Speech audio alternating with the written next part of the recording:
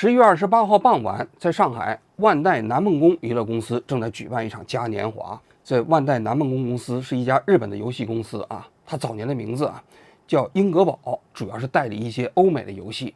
后来呢，它也开发代理一些日本的游戏。近些年呢，他们很想开拓中国市场，于是在中国的上海成立了一家万代南梦宫的中国有限公司啊。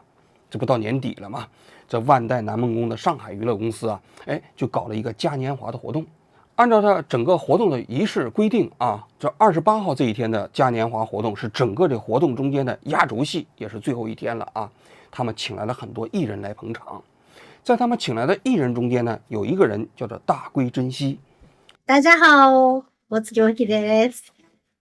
今回バンダイナムコフェス2025、上海に、お月巻き参加させていただくことになりました。初めての上海とっても楽しみにしています。もちろんワンピースの曲もいっぱい歌いますので、みんなで盛り上がりましょう。ぜひぜひ遊びに来てください。お待ちしてます。大龟真希是一个日本的歌手今年50多岁了。他在日本的名气不是很大，但是在游戏圈里头名声挺响的。因为20几年前这《海贼王》发布的时候这主题曲就是大龟真希来演唱的。你看人家这主办方搞这活动还是蛮用心的，专门把他从日本请到这里头来现场演唱，怀旧共鸣这大龟真希在舞台上演唱确确实实也非常用心，一边唱还跟底下的观众进行互动。结果唱着唱着就出事儿了。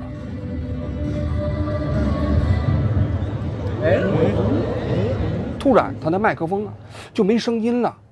我估计一开始这大龟真希肯定认为这好像是不是出故障了但我觉得他心里也有点懵。你想想，上海这种国际化大都市搞这种演唱会，肯定是这系统提前试过很多次了。这中国又不是缅甸，又不是柬埔寨这种不发达国家，上海这种大都市，你说演唱会过程中间这因为故障导致麦克风没声，总觉得让人觉得不太可理解吗？就在这个时候，后台上有2个人匆匆忙忙连滚带爬的跑到了舞台上。其中有一个人我估计可能是个翻译蹲在地上跟这个大龟真希来解释那具体的原因咱是听不见，因为声音太小了。但是大龟真希听完之后一脸错愕，说不出来话然后他张着嘴，给人感觉是瞠目结舌。紧随其后，这2名工作人员就带着大龟真希就下了场，至此就再也没有上场了。没过一会儿，后面的报幕员就开始讲话了今天的演出到此结束。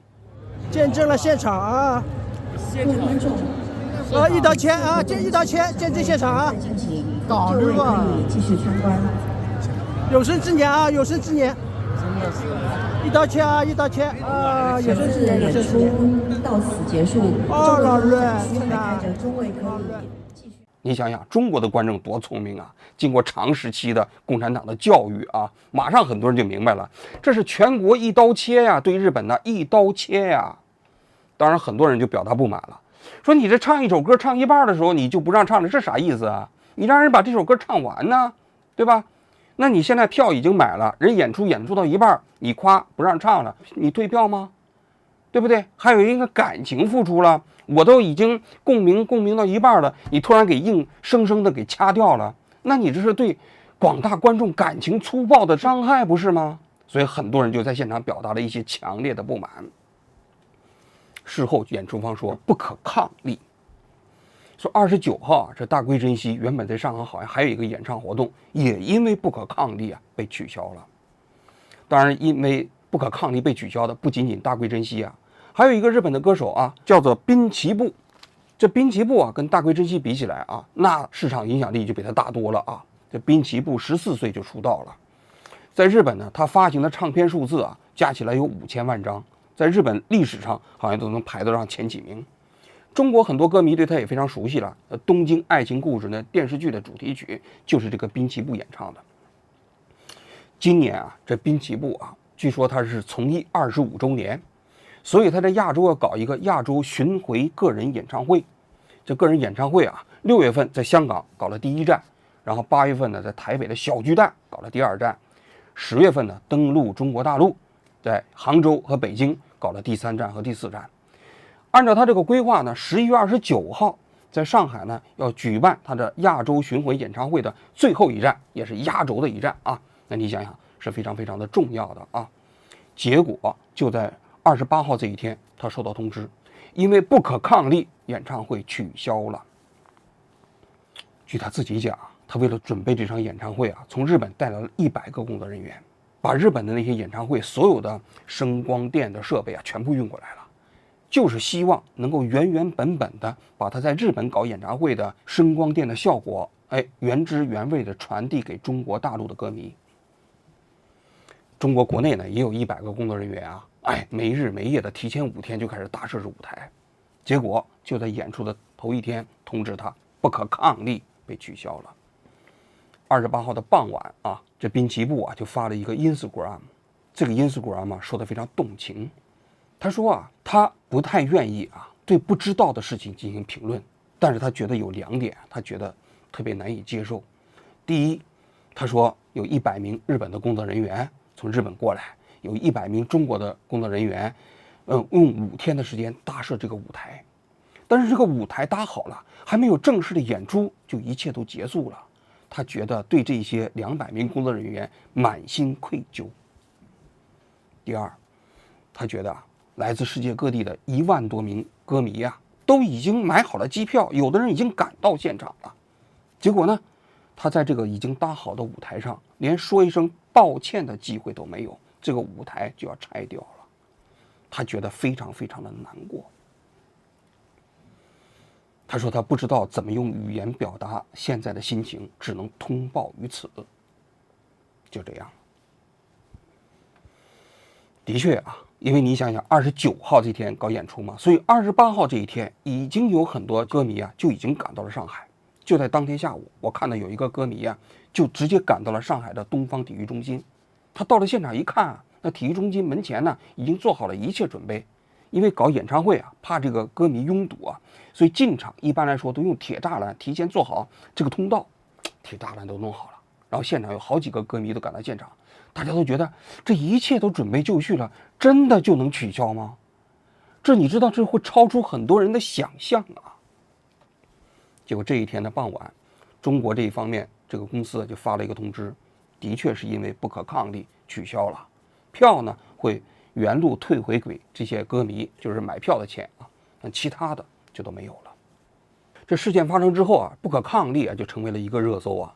事实上啊，因为不可抗力被取消的日本歌手的演唱啊，不仅仅这2位，我看还有好几位其他的，有那些拉小提琴的4重奏的，在北京都搞不成了，还有那个叫什么美少女战士啊什么之类的，在杭州原本准备搞演唱会，提前4个小时也被临时取消了。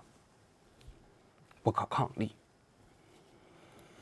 这件事情啊，我特别查了一下啊，就是中国的民法典上什么叫做不可抗力，主要有这么几个标准。第一个是不可预知，第二个呢就是难以克服，第三个是难以避免。你符合这个标准就叫不可抗力。你比如说什么地震啊、海啸啊、火山爆发呀，这都是不可抗力啊。所以你可以看到了吗？现在在中国的确是这个不可抗力啊，随时都有可能发生。我确实是觉得这东西是不可抗力。你比如说中国的领导干部的意志啊，那就是不可抗力啊。你比如老毛当年说了，是不是与天斗与地斗，于是就搞大跃进了；与人斗就搞文革了，对不对？你说谁能跟他抵抗啊？谁跟他抵抗，那不是小命不保吗？所以在中国最大的不可抗力就是领导的意志，就是跟洪水啊、山洪爆发呀、地震啊、火山爆发一个级别。所以你看到了吗？这演唱会不能举办啊，就真的是因为不可抗力。但说句心里话，这件事情啊，在中国国内也包括海外引起了非常大的震荡。那胡锡进呢，看到这件事情啊，都忍不住要说话了。当然，说从实用主义的角度来讲，说中国现在跟日本啊正在搞这种外交角力啊，长期斗争啊。那长期斗争过程中间要做到有理有利有节，要做到怎么有利，得让对方疼，不能让自己疼。但是你现在你看到了吗？这歌迷们票都买好了，马上要进场了，钱都花了，中国的演艺公司把什么都打好了。结果这个时候你不让演出了，到底谁在疼啊？是日本人在疼，还是中国的歌迷在疼啊？胡锡进的言下之意啊，就是说你是杀敌300，自损1万，这种呢不合算，你不有利，但是胡锡进呢讲话呢，一般来说都是吃着这个地沟油，操着中南海的心嘛。他那拉着领导的意思就是说，我是替你着想，你不要这么想。但实际上啊，这件事所引起的震荡效果还不仅仅是这个层面啊。很多人直面就说这件事情的处理方式太过粗鲁、太过粗暴、太过无理。那这件事情到底应该怎么看啊？我也来了解我自己的看法啊。这事情发生之后啊，有些人就讲了，说啊，这些不可抗力不是因为中日关系，是因为什么呢？是因为26号香港那不是发生大火了吗？发生大火之后，那很多演艺公司啊，人就都停了啊。那并不是因为中日关系，但实际上要我看，就是因为中日关系，并不是因为香港。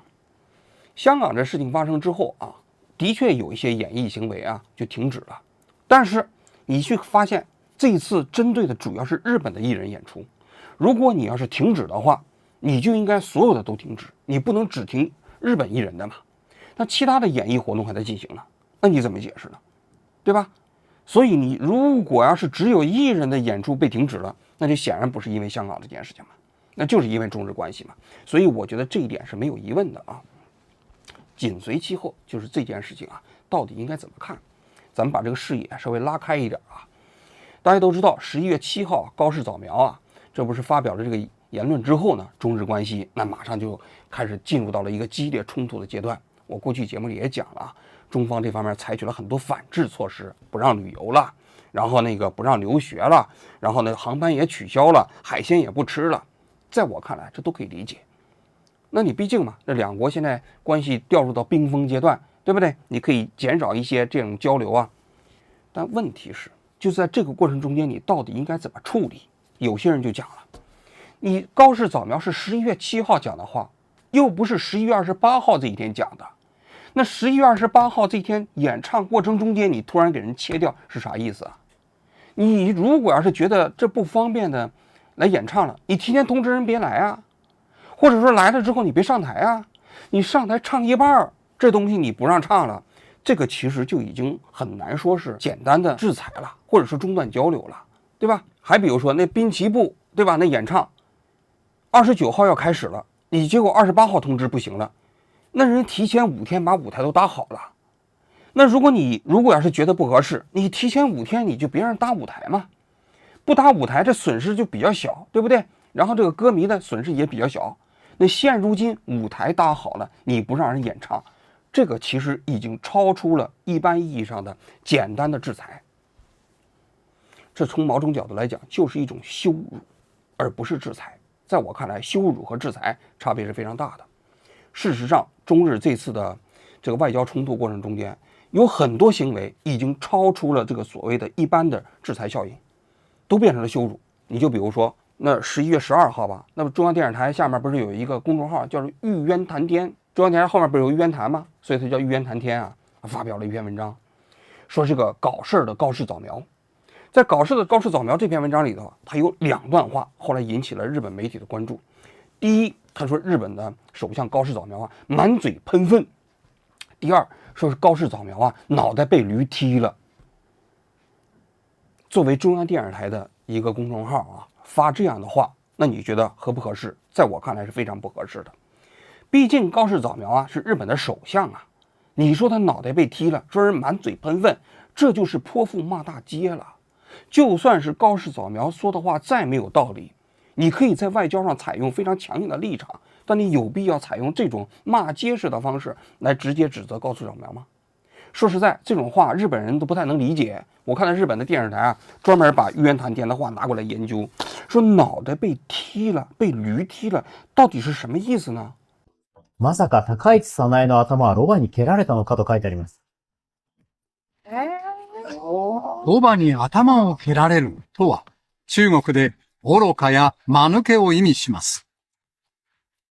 因为中国人一看脑袋被驴踢了，大家都能明白，脑袋被驴踢了就是你脑袋出问题了，踢坏了，对吧？但是日本人没有这个语境啊，他不理解啊，所以日本人很多专家在电视上，我看他煞有介事在研究，说脑袋被驴踢了，驴为什么踢人的脑袋呢？驴踢了人的脑袋到底是什么意思呢？最后他们费很大的力气才搞明白，言下之意就是说脑袋出问题了。当然这里有文化差异，理解起来困难啊。但你就可见这种羞辱式的言论已经波及到了日本，这是一个方面。另外一个方面，大家都知道《人民日报》，《人民日报》不是写了吗？高市早苗九宗罪。这九宗罪里头有些话，在我看来啊，虽然没有直接骂街啊，但也是那种文革式的语言，什么倒行逆施，为军国主义招魂。这话大家是不是特别熟悉？我看完之后，我给人感觉就是文革中间的大字报，有必要这么讲吗？在我看来也没有必要。批判归批判，批评归批评，抗议归抗议，没有必要用这种话来讲。什么叫为军国主义招魂呢？对不对？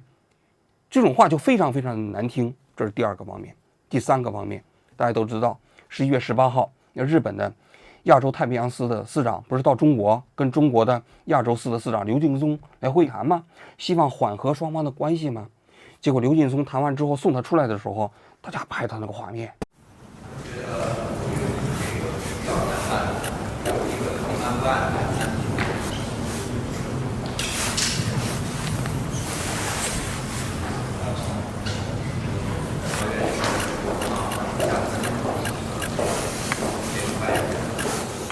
那刘劲松插着兜，那日本的外务省的官员就低着头。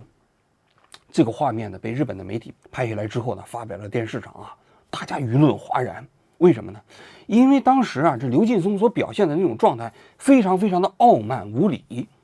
就算这中日两国现在啊，因为就高市早苗的话产生非常严重的分歧，但是这种本身接待日本外务省的官员的这种姿态，让人感觉到日本也受到了羞辱。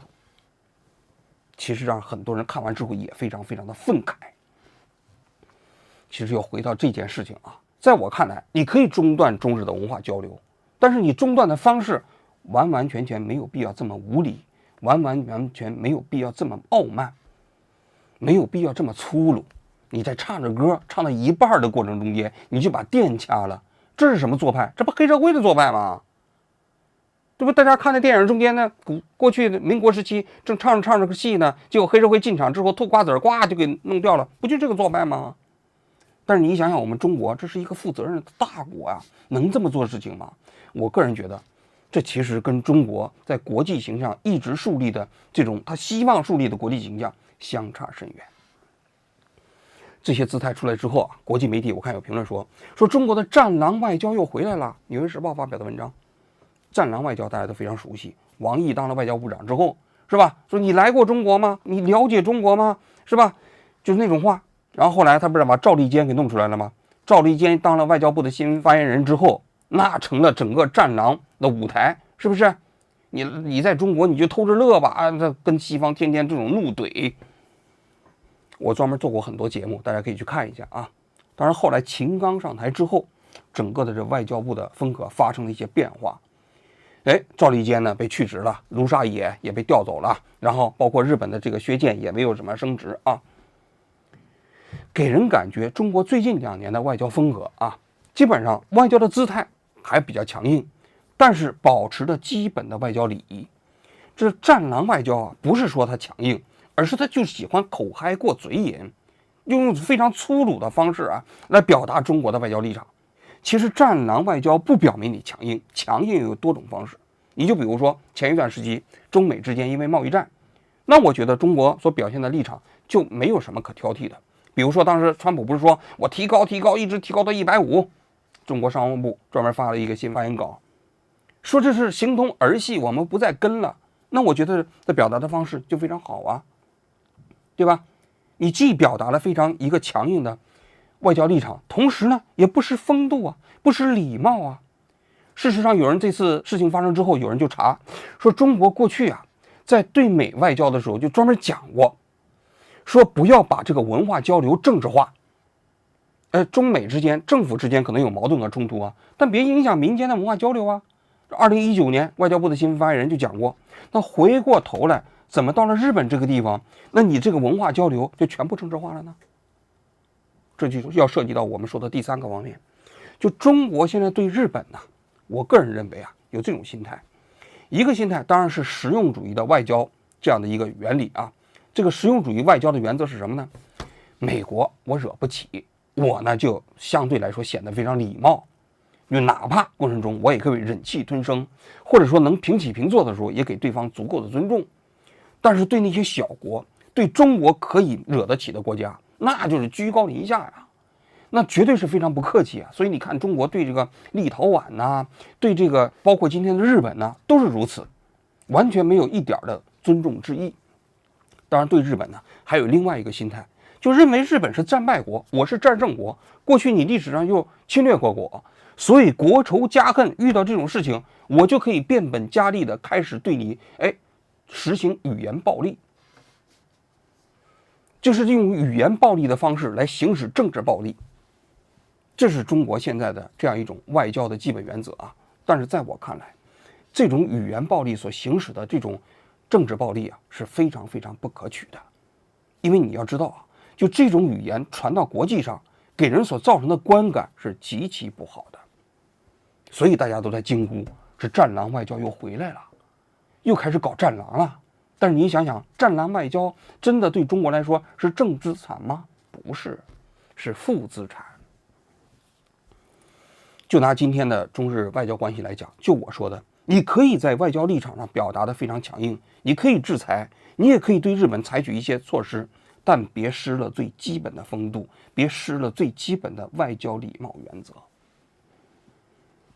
要想做一个负责任的大国，你做大国容易，有力量就行了，但是你要做负责任的大国，那得让别人觉得你真的是负责任。负责任不仅仅包括那些外交原则，也包括你怎么一举手一投足，让人觉得你是一个来自文明的国家。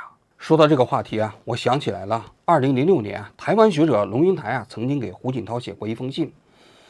这封信啊，它起因是当年的《中京报》的冰点周刊被停刊，他呢觉得不能漠视，于是给胡锦涛写了一封公开信，名字叫做《胡锦涛，请用文明来说服我》。他在这篇文章的最后里头啊，他写了一段话，让我觉得特别能够感同身受。他说啊，他作为在台湾的一个中国人呢，他面对中国大陆的时候，常常有两种认同，一个叫做家国认同，一个叫做价值认同。家国认同大家都理解，作为中国人有共同的文化血脉，共同的联系啊，这就叫家国认同嘛。所谓的价值认同，其实他内心讲的就是普世价值。但是他非常遗憾地说啊，他说他发现家国认同的主体正是破坏他价值认同的主体。言下之意就是中国大陆作为一个文化母体，是每一个海外的中国人共同的家国认同的对象。但是没想到，就是这一个文化母体啊，成为了他破坏价值共同的直接的施作者。他们造神，他们呢把真理当作谎言，把谎言当作真理，并且把它制度化。他面对西方是一个面孔，面对日本是一个面孔，面对台湾是一个面孔，面对自己又是另外一个面孔。面对别的国家的历史是一个原则，面对自己国家的历史甚至不需要面对，他们背离一切自己的历史。龙应台的话讲到了一个海外华人的这种内心的纠结，其实这里不仅仅有家国认同，其实在我看来还有一个利益认同。比如说我们作为海外的华人吧，一方面在中国的国家利益跟其他国家发生冲突的时候，我们除了有家国认同以外，还有利益认同。我们认同中国出于维护自己国家主权的动机出发，去跟其他国家据理力争，没问题。但是在这个过程中，我们同样也有一个价值认同。这个价值认同啊，不仅仅讲的是你有理有利有节，还是我们在跟别人打交道的过程中，是不是应该遵循一些最基本的道德标准，最基本的文明尺度。但现如今在我看来，中国现在跟日本在发生的外交冲突啊，实际上是把粗鲁当作力量，把粗暴当作舞台啊。这个过程中间展示的就不是你的力量了，展示的就是你的野蛮，展示的就是别人感觉你毫无底线的做派。契约精神呢不存在的，文明呢不存在的，有的就是畅快的口嗨，有的就是对对方羞辱那样一种内心的这样一种心理。中国经常讲要做一个负责任的大国，说句心里话，今天中国国家力量强大了，做大国还挺容易的，那么多航母，在太平洋里头跟美国可能可以直接旗鼓相当，很多国家都惹不起中国。但是你要做一个负责任的大国，不仅仅有力量就可以了，你还需要别人认为你负责任。负责任除了你做事要有原则以外，还有一点，你做事的方式本身也不能逾越国际法交往过程中间最基本的这样一种文明的尺度。说回我们今天这件事情啊，11月28号晚，这滨崎步啊，演唱会是没办法搞了，但就在那一个空无一人的体育场上，他自己啊，面对空空荡荡的椅子啊，搞了一场没有观众的演唱会。我听到的消息是，他呢希望在日后有机会啊，把这个没有观众的演唱会啊，放出来，给那个14000名没有机会到现场听他演唱的歌迷啊，以弥补他自己的愧疚之心。他在Instagram说啊，他说那天尽管现场没有1名观众，但是他觉得他得到了大家的认可。也有人评论说，他说原本这不过是一场普通的演唱会，但是由于28号晚上这滨崎步的那场演唱会在空空荡荡的体育馆上已经变成了一场艺术，变成了一场行为艺术。什么叫文明？这就是文明。在我看来，这场演唱会啊，其实就是对那种野蛮的、粗鲁的、直接把这种歌手的演唱叫停的方式的嘲讽和不屑。是，你可以让一名歌手啊，跟歌迷不能见面，但是他用这种体面的方式完成了他的演唱会。我希望中国的那些制定这些政策的人呢，好好去看一下滨崎步的这场演唱会，好好看一下11月28号啊，大龟牺牲现场被直接叫停的那个场景。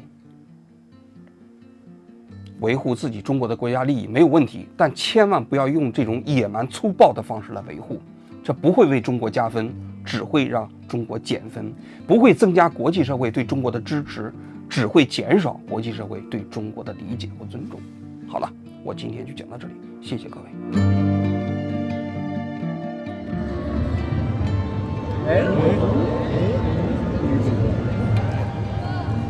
大丈夫。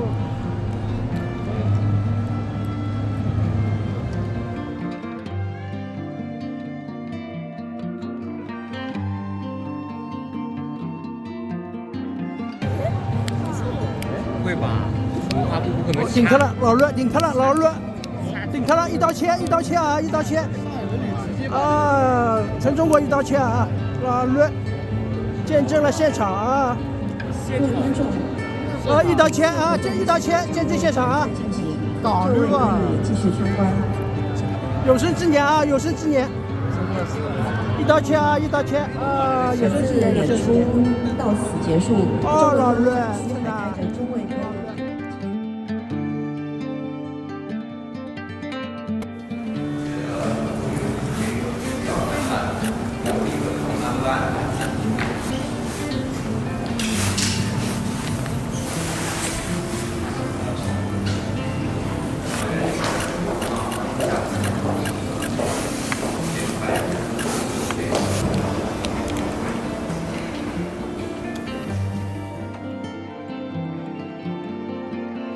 まさか高市早苗の頭はロバに蹴られたのかと書いてあります。ロバに頭を蹴られるとは、中国で愚かや間抜けを意味します。